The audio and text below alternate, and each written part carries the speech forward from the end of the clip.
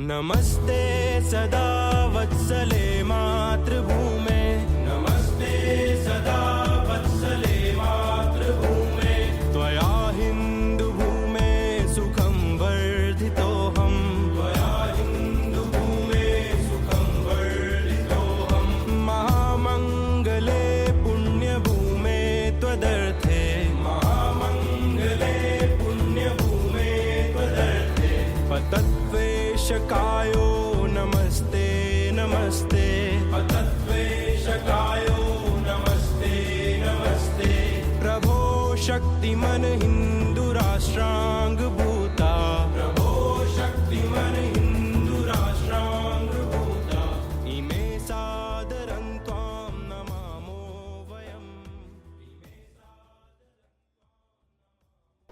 अभी हम लोग पत्थडकल पहुंचे हैं। अपना जो नेक्स्ट डेस्टिनेशन है वो पत्थडकल है और बादामी से करीबन 22 किलोमीटर है, आधे घंटे का रास्ता है। हमने टिकट ले ली है, 20 रुपया पर पर्सन टिकट है और कैमरे के 25 रुपीज़ अलग से। तो चलिए इसको एक्सप्लोर करते हैं अंदर से। कर्नाटक की शांत धरती पर बसा ये छोटा सा गांव पत्थडकल कभी चालुक्य राजाओं की शान हुआ करता था। यही वो पवित्र स्थल है जहां राजाओं का राज्याभिषेक होता था और यहीं से उनकी सत्ता को ईश्वर की स्वीकृति मिलती थी। पत्थडकल की सबसे खास बात है यहाँ का आर्किटेक्चर। यह दुनिया की उन गिनी चुनी जगहों में से एक है जहां उत्तर भारत की नागर शैली और दक्षिण भारत की द्रविड़ शैली एक साथ देखने को मिलती है। अब आप जिस मंदिर को देख रहे हैं वो है विरूपाक्ष मंदिर, पत्थडकल का सबसे भव्य और प्रसिद्ध मंदिर। इसे बनवाया था रानी लोक महादेवी ने अपने पति की विजय की स्मृति में।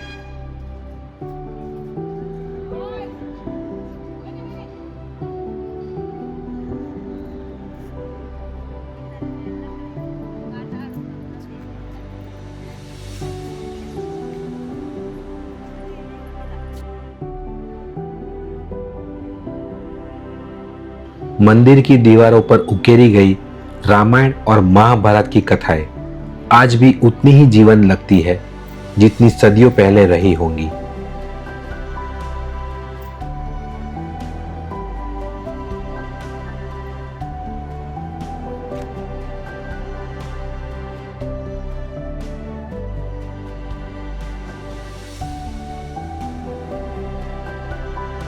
देखिए मंदिर के बाहर बहुत ही सुंदर तरीके से कार्विंग की गई है, लेकिन थोड़ी बहुत जो कार्विंग है वो कहीं डैमेज है और कोई जगह पे टूटी फूटी मूर्तियां भी है, लेकिन बहुत अच्छी कार्विंग है।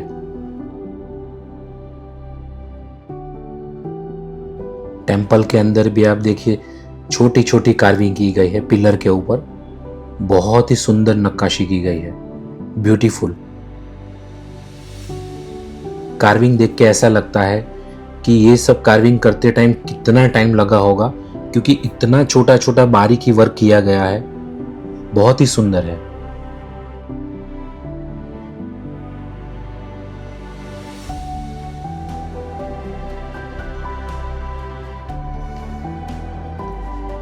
यहाँ पे पिलर पे देखिए आप मानव आकृतियां भी बनाई गई है, कितनी अच्छी तरह से कार्विंग की गई है। हर बार में अलग अलग आपको कार्विंग दिखेगी।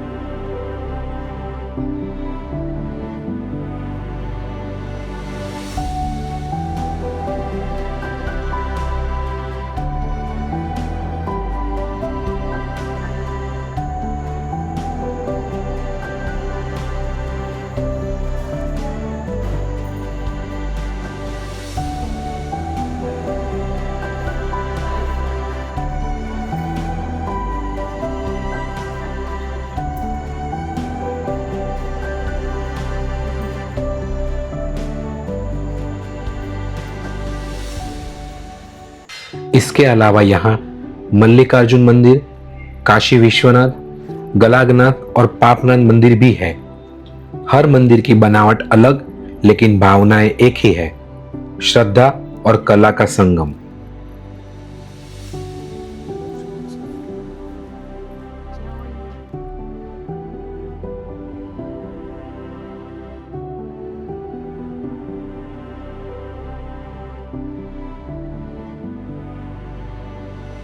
जब आप यहाँ शांति से चलते हैं तो लगता है जैसे हर नक्काशी, हर स्तंभ कुछ कहना चाहता हो। यहाँ समय रुक सा जाता है और इतिहास बोलने लगता है। यही वजह है कि पत्थडकल को यूनेस्को विश्व धरोहर स्थल का दर्जा मिला है, क्योंकि ये सिर्फ मंदिरों का समूह नहीं बल्कि भारत की वास्तुकला और संस्कृति की आत्मा है।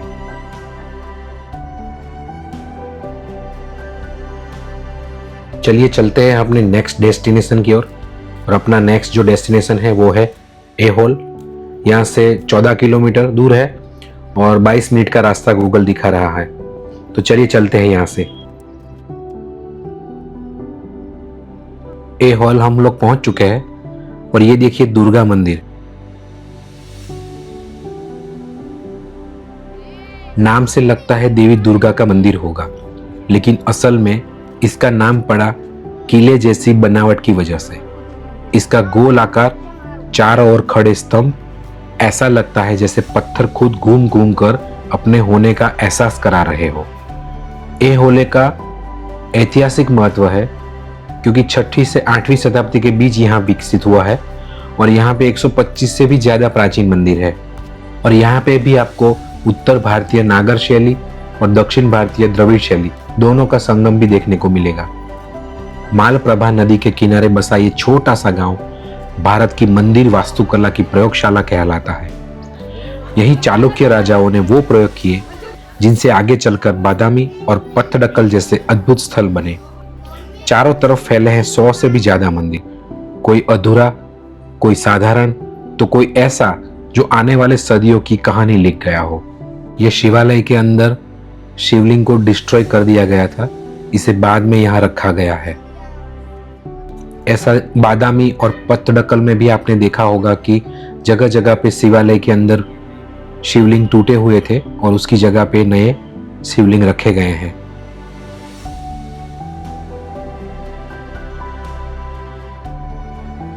और सामने आपको जो ये सब पार्ट्स दिख रहे हैं वो या तो डिस्ट्रॉय हो चुके हैं या टूटे हुए हैं।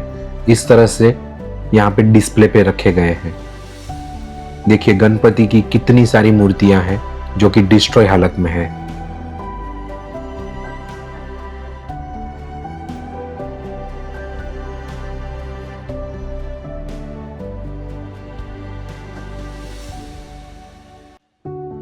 हमने बादामी में जो देखा था वैसी ही 7 मदर्स वाली खंडित मूर्तियां हैं। देखिए ये चालुक्य के टाइम की है। जैसे कि मैंने पहले आपको बताया, यहाँ पे 125 से भी ज्यादा मंदिर है।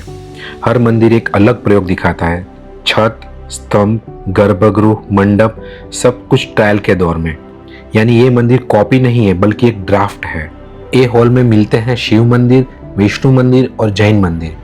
यह दिखाता है कि चालुक्य काल में धार्मिक सहिष्णुता और सांस्कृतिक संतुलन कितना मजबूत था। ए हॉल वो जगह है जहां मंदिर बने नहीं बल्कि मंदिर बनना सीखे। चलिए चलते हैं यहां से। इस मैप के जरिए आपको एहोले, बादामी और पत्थडकल पूरी अच्छी तरह से समझाया गया है। एहोल से हम लोग निकल चुके हैं और अभी हम लोग सोलापुर की ओर बढ़ रहे हैं। तो वहां से 4 घंटे का रास्ता दिखा रहा था, 218 किलोमीटर। तो आज की जो रात है वो हम लोग सोलापुर में ही स्टे करेंगे और खाना खा के सो जाएंगे। फिर कल सुबह अर्ली मॉर्निंग हम लोग सूरत की ओर निकलेंगे।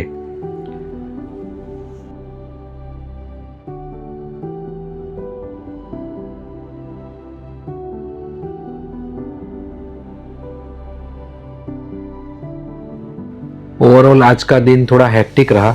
सुबह अर्ली मॉर्निंग उठे थे, पहले बादामी, फिर बाद में पत्थडकल और फिर एहोल। ये तीनों हम लोग खत्म करते करते हमें शाम के 4 बज गए थे, तो आज दोपहर का लंच हम लोगों ने स्किप किया था। बीच में हम लोगों ने कोकोनट वाटर वगैरह ले लिया था। तो अभी सोलापुर पहुंचेंगे और फिर अपने जो रेडी टू ईट वाले पैकेट हैं वो आज उसी से काम चलाएंगे और फिर कल सुबह अर्ली मॉर्निंग सूरत की ओर निकलेंगे।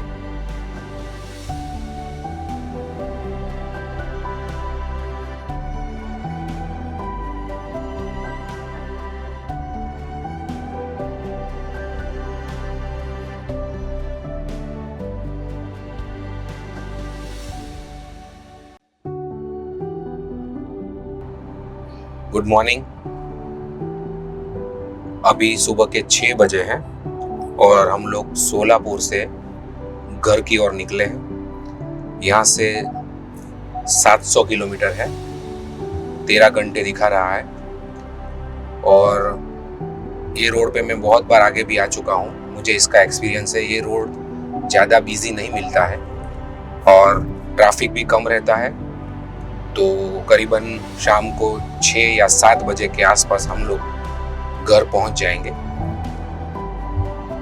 ओवरऑल 16 दिन की ट्रिप रही, बढ़िया रही। आउटसाइड टेम्परेचर भी 24 डिग्री है। रात को जब हम लोग रुके थे यहाँ पे तो बारिश हो रही थी। अभी एटमॉस्फेयर क्लाउडी है, मुझे लग रहा है कि आगे 100% बारिश मिलेगी। चलिए साथ बने रहिए, देखते हैं आगे, हमारे साथ जर्नी में कंटिन्यू रहिए।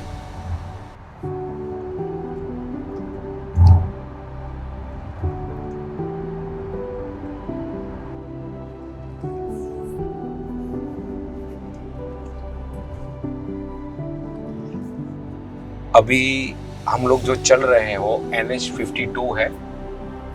ये सूरत तक यही NH52 ही आएगा। आपको याद होगा जब हम लोग नॉर्थ ईस्ट गए थे तब भी यही रोड आया था।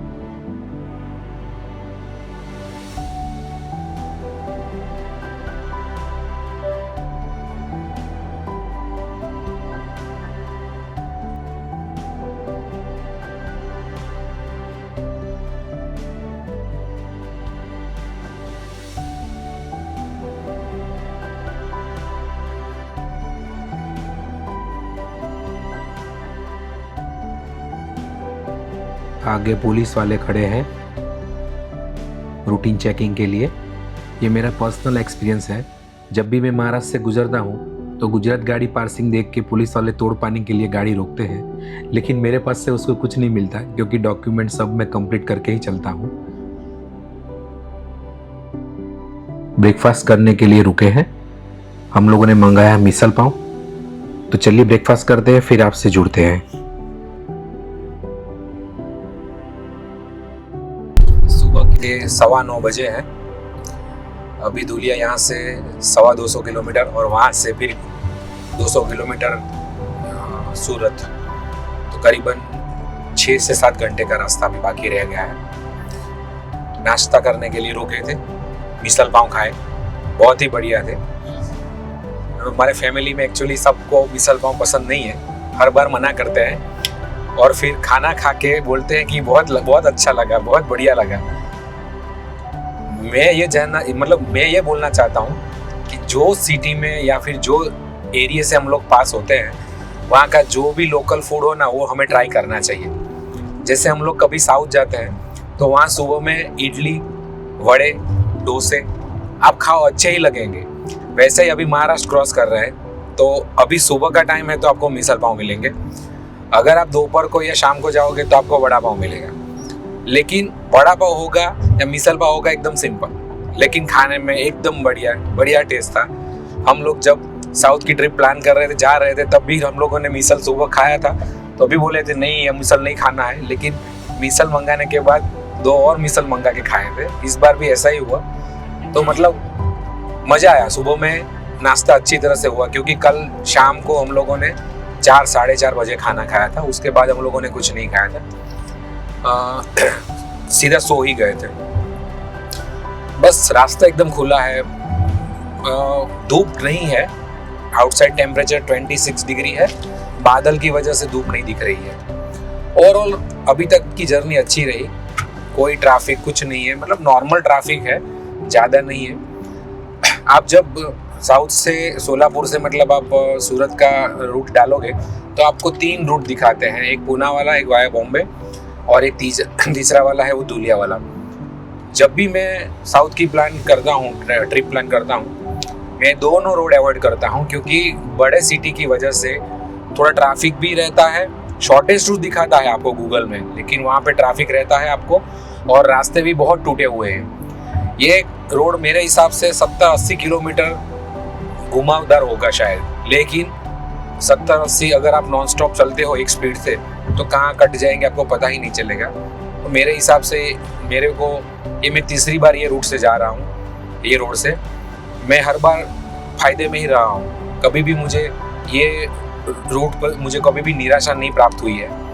हाँ, ये है कि ये रोड पे ज़्यादा होटल्स ढाबे नहीं आते हैं, तो क्या है कि आपको फूड ऑप्शंस बहुत कम मिलेंगे। बाकी पेट्रोल पंप वगैरह भी जो थोड़े थोड़े टाइम पे आने चाहिए वैसे भी आते हैं, कोई दिक्कत नहीं है। और छोटे छोटे होटल जैसा आता है, जैसे ही हमने लोगों ने मिसल पाव भी खाया बस वैसे ही, क्योंकि आप महाराष्ट्र क्रॉस कर रहे हो तो आप जाहिर सी बात है आपको इस तरह के ही मतलब होटल या ढाबा या कुछ भी ऐसे ही टाइप के मिलेंगे। और ज़्यादातर जो रेस्टोरेंट वगैरह होते हैं वो वेज एंड नॉन वेज वाले मिक्स होते हैं, और वेज वाले जो ऑप्शंस होते हैं ना वो ढूंढना पड़ता है, एक्चुअली कम ही मिलते हैं। बस अभी मज़े कर रहे हैं, ड्राइव के मैं मज़े ले रहा हूँ। बच्चे सो गए थे, एक सो गया था, एक जाग रहे थे, और वो लोग मूवी देख रहे हैं, मैं अपनी ड्राइविंग का मज़ा ले रहा हूँ। चलिए कनेक्ट करता हूँ बाद में, तब तक बने रहिए मेरे साथ।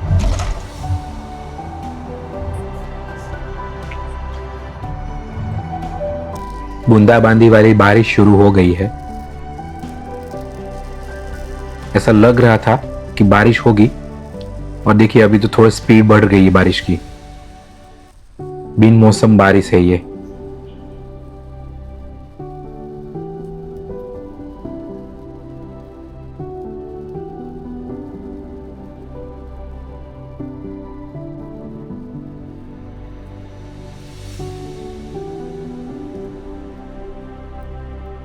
बारिश ऑलमोस्ट स्लो हो गई है, अभी नीचे रोड वेट है, वो देखिए आगे है ना पूरा आपको ड्राई रोड नजर आएगा। तो यहाँ पे तो बारिश है ही नहीं। तो रोड ट्रिप का यही मजा है, आप कभी बारिश आ जाती है, कभी धूप आ जाती है, बस ऐसे ही मजे लेकर ड्राइविंग करते रहना चाहिए।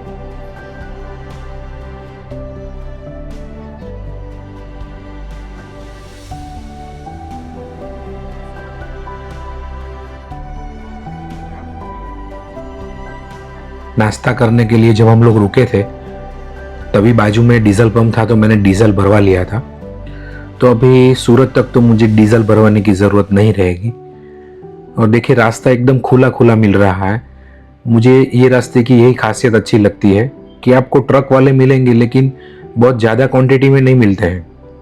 जबकि वो जैसे पूना वाला रास्ता आपने लिया है वाया बॉम्बे होके जो जाता है थाने होके, तो वहाँ पे आपको बहुत ज़्यादा एक्सट्रीम ट्रैफिक रहेगा ट्रक का। और जो रोड की जो कंडीशन है वो भी ऑलमोस्ट वहाँ रोड मॉनसून की वजह से टूटा हुआ है। और ये रोड आप देखिए, आपकी कार आराम से 100-120 चलती है।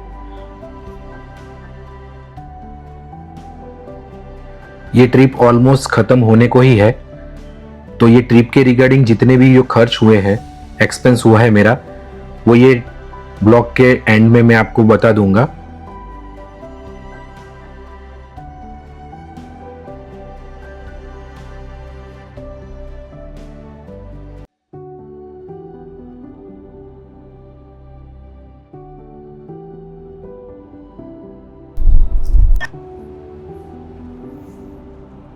दोपहर के 2 बजे हैं और महाराष्ट्र ख़त्म हुआ और गुजरात में हम लोग एंटर हो चुके हैं। बस यहाँ से अभी 1.5 घंटे का रास्ता है। ओवरऑल रास्ता अच्छा ही मिला, लेकिन धुलिया के बाद 1-1.5 घंटे का रास्ता है वो थोड़ा टूटा हुआ है। बाकी ओवरऑल रास्ता अच्छा है। Welcome to Gujarat. अभी टेम्परेचर यहाँ पे 31 डिग्री है, जो सोलापुर में 28 था, यहाँ पे 31 है। और यहाँ पे बादल है, बारिश नहीं है, गर्मी का मौसम शुरू हो गया ऐसा लग रहा है अभी। चलिए कंटिन्यू करते हैं।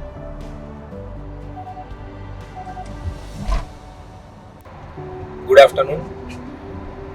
अभी सूरत से हम लोग 40 किलोमीटर दूर है, ऑलमोस्ट ये ट्रिप खत्म होने को है। गूगल बाबा जो दिखा रहा था उससे हम लोग पहले पहुंचे हैं, क्योंकि बीच में ट्रैफिक भी नहीं था, रास्ता भी अच्छा मिला।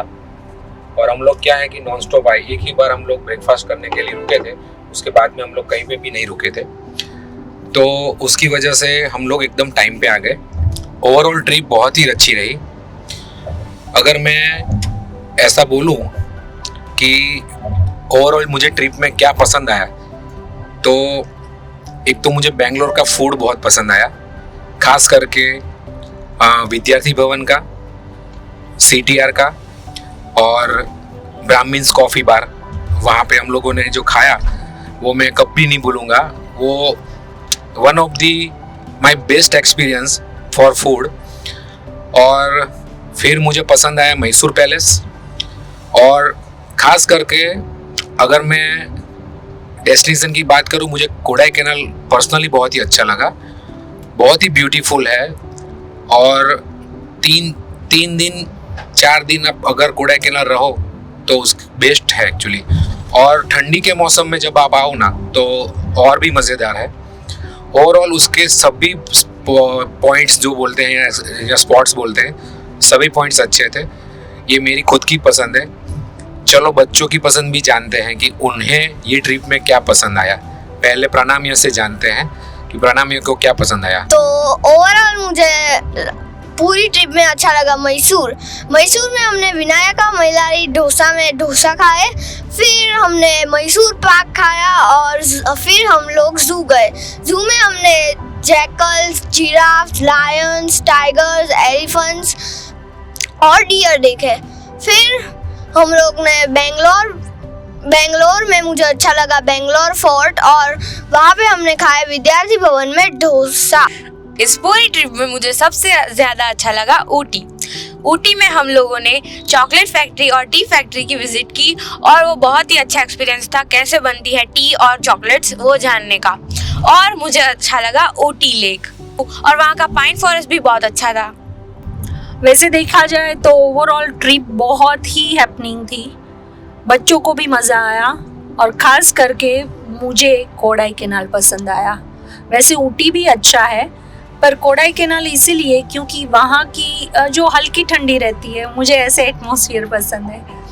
और उसके अलावा वहाँ पे खास करके ऑब्जर्वेटरी जो वर्ल्ड का ओल्डेस्ट सेंटर है, वहाँ पे हमें जानने को मिला। खास करके मुझे ये नॉलेज नहीं था कि नॉर्दर्न लाइट्स कैसे बनती है, राइट। तो वहाँ पे वो एक्सप्लेन किया ना, तब समझ में आया कि वहाँ पे एक गैप रहता है जहाँ पे सनलाइट जाती है, तब जाके नॉर्दर्न लाइट्स बनती है। तो बहुत ही अच्छा एक्सपीरियंस रहा मेरे लिए। उसके अलावा ओवरऑल जर्नी में मुझे जो हम लोगों ने लास्ट में बादामी, दुर्गा टेम्पल या पत्थडकल में, और आइहोले के जो यूनेस्को के वर्ल्ड हेरिटेज साइट्स हैं, उसकी जो हमने विज़िट की वो भी बहुत ही ब्यूटीफुल था।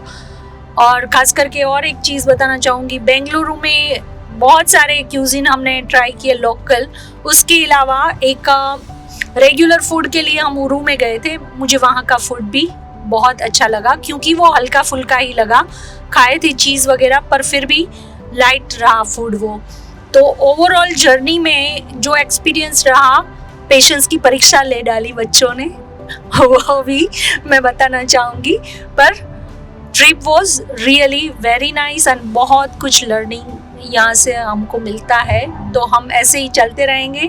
तो आप भी माइल्स एंड मेमोरीज विद योगी को फॉलो कीजिए, लाइक कीजिए, शेयर कीजिए।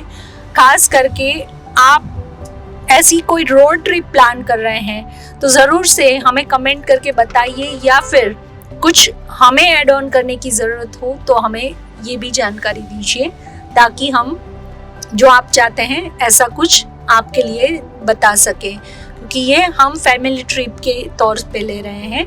तो आपको ऐसे फैमिली में जाने में मज़ा आता हो तो ज़रूर से हमें बताइए। ओवरऑल ये ट्रिप बहुत ही बढ़िया रही। नॉर्थ ईस्ट के आपने वीडियोस देखे होंगे और आपने मेरी वो सब व्लॉग देखे होंगे। आई होप कि आपको पसंद आए होंगे। अभी साउथ की जो हम लोगों ने जर्नी की है उसके व्लॉग भी मैं नेक्स्ट वीक से डालना शुरू करूँगा। तो ये ट्रिप को अब यहीं ख़त्म करते हैं और मिलते हैं नई अगली ट्रिप पे। तब तक बने रहिए मेरे साथ। माइल्स एंड मेमोरीज विथ योगी को फॉलो कीजिए, लाइक कीजिए, शेयर कीजिए और ड्राइव सेफ। Thank you. जय श्री कृष्णा।